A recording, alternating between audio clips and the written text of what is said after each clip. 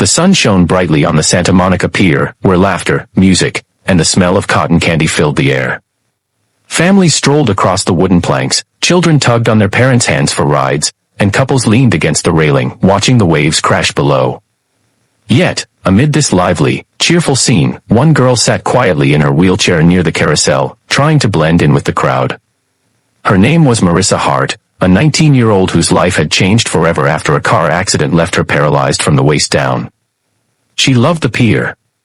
The spinning Ferris wheel, the echo of guitarists playing for tips, and the salty ocean breeze made her feel alive again. But what she feared most were people's stares, the way strangers looked at her chair before they looked at her face. That day, however, she told herself she wouldn't let fear stop her. She was going to roll along the pier, buy herself a lemonade, and enjoy the world like everyone else. She wanted to feel normal again. But normalcy was short-lived. 3 young men noticed her from across the boardwalk. They were loud, swaggering, and clearly trying to draw attention.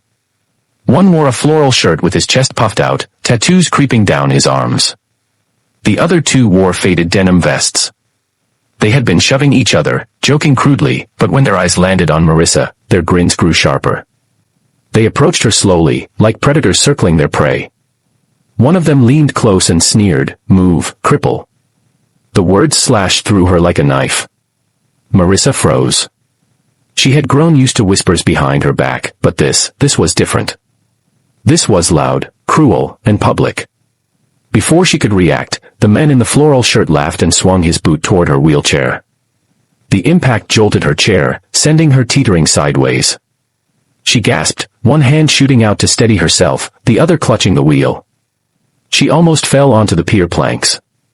People nearby turned their heads, but instead of stepping forward, most just looked away. And that was when her heart sank, not because of the bully's words, but because of everyone else's silence. Friends, if you believe kindness should never stay silent, and that we all deserve second chances and respect, please take a moment to like, comment, and subscribe to Kindness Corner. Together, we can make stories like this matter. Marissa blinked back tears, but the men weren't finished. They jeered, mocking her as though her wheelchair was some kind of joke. "Bet you can't even get up without help," one of them sneered. Another laughed so hard he bent double, slapping his knee. Every word chipped away at her courage. She wanted to vanish, to roll herself away as fast as she could. But her arms felt heavy, frozen. Then something began to shift in the atmosphere. At first, it was the sound, a deep, steady rumble that vibrated through the pier planks. The laughter of the bullies faltered as heads turned toward the street leading to the pier. One by one, motorcycles rolled in, chrome glinting under the California sun. Black leather, polished boots, tattoos that told stories of lives lived rough and raw. They came in numbers too many to count, dozens, maybe more. Engines growled like thunder rolling in off the ocean. The pier seemed to tremble as they parked their bikes and dismounted. A sea of bikers, broad-shouldered and grim-faced, began walking toward the commotion.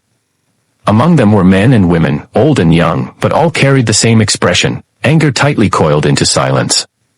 Their vests bore insignias, but it was not the patches that mattered, it was the unity, the brotherhood, the sheer force of their presence. The bullies, once so loud, suddenly grew pale. The man in the floral shirt dropped his mocking grin. His eyes darted left and right, searching for escape, but the bikers closed the distance too quickly. The boardwalk crowd had grown hushed, all eyes now fixed on the scene unfolding. The once busy pier felt like the stage of a movie. Marissa's breath caught in her throat. She had never seen anything like it. A wall of leather and steel approached, their boots striking the wood in unison. The leader, a towering man with a silver beard and calm but furious eyes, stepped forward until he was just a few feet away from the bullies. Without a word, he folded his arms, his glare so sharp it could cut through bone. Behind him, the rest of the bikers fanned out, forming an unbreakable barrier around Marissa. The bullies shuffled backward, suddenly so small, their bravado evaporating in the face of this silent army. No one laid a hand on them, but the message was clear: you will not touch her again. Marissa could feel her pulse racing in her ears. For the first time since the accident, she didn't feel small, or pitted, or weak. She felt protected. Important. She felt seen. The bikers didn't raise their voices. They didn't need to. Their presence alone was enough to shift the balance of power. The pier, once filled with cruel laughter, now buzzed with awe. People who had turned away earlier now stared wide-eyed, some even lifting their phones to record. The bullies, realizing they had become the villains of their own show, stumbled away, their shoulders hunched, muttering curses under their breath.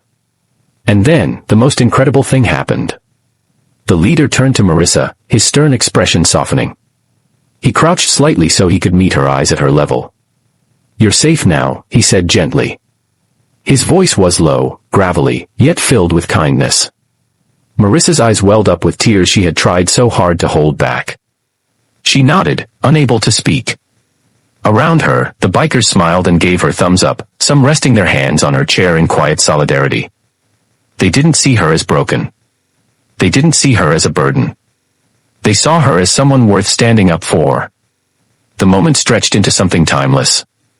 The Ferris wheel spun lazily in the background, the ocean breeze carried the salty air, and on that sunny California day, an army of bikers transformed a story of cruelty into a moment of unforgettable compassion. The crowd broke into applause. Children clapped, parents smiled with relief, and even strangers approached to pat Marissa's shoulder. But none of it compared to the warmth she felt knowing that, for once, the world had answered back to cruelty with courage. In the days that followed, Marissa's story spread beyond the pier. Videos uploaded online captured the exact moment when the bikers surrounded her, and soon it became a viral symbol of protection and kindness. People across the world commented, sharing their own stories of times when someone had stood up for them, or when they had failed to stand up for someone else. The story became more than hers, it became a reminder of what humanity could look like at its best. Before we end, I have one special request. Drop a comment below with the words, "Kindness protects," if you believe the world needs more people who stand up against cruelty.